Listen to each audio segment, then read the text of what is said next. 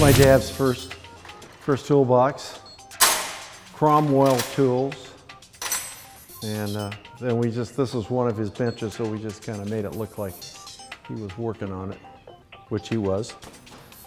Then come on in here, I'll turn the lights on.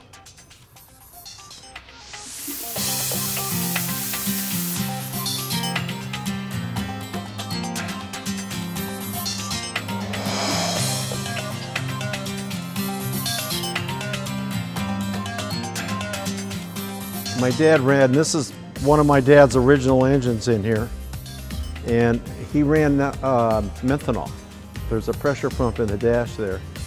You didn't go to a speed shop and get a fuel pump that would pump methanol. And when he drove this, his left hand would go through the steering wheel and pump the pump, and the right hand would sit over here and steer the car.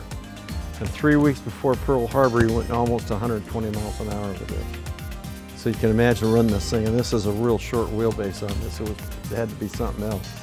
This car here is a real car. I found it in Vancouver. It's got a Moldex crank, if you ever heard of them. They were the first to make a billet crank for NASCAR because nobody could weld a 3/8-stroker crank. They used to weld them in the old days, and they would grind it. That's all gone. So I've run this to Deuce Day, which is the day they have that 32 thing up in Vancouver.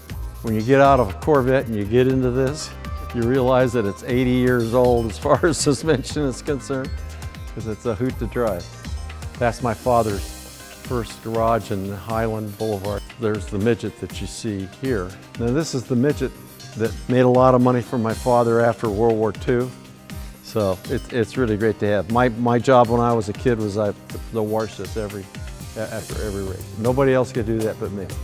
This is one of the first SS 396s that was made for California with 390 horsepower.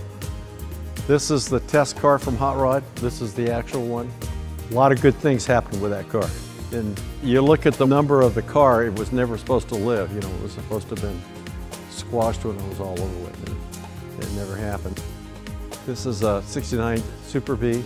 I'd actually sold this car in the mid-70s, and then I found it. Guy wrote me a letter probably 7, 8 years ago, and he said, "I got your car," and he was in Long Island, New York. And I said, "No way you've got my car." And he says, "Well, I'll send you a picture." Well, we'd put that Edelbrock Research Center on there. Well, I had my rep go by and look at it, and sure enough, it was the car. This is a Porsche that Nancy and I own. Wanted a white top, and they wouldn't make one. And finally, I got to the president of Porsche. I said, "I want a white top." It only cost $2,000 extra, but I got a white top. Yeah. This is the car we did with Brizio for TLC. They still rerun that every once in a while, and every time he reruns it, he sells a car. He did a hell of a job. This is a '58 Corvette, and some neighbors of ours had it, and they needed some money, so I bought it, and then, of course, made it red. So it's a much better car now. So that's it.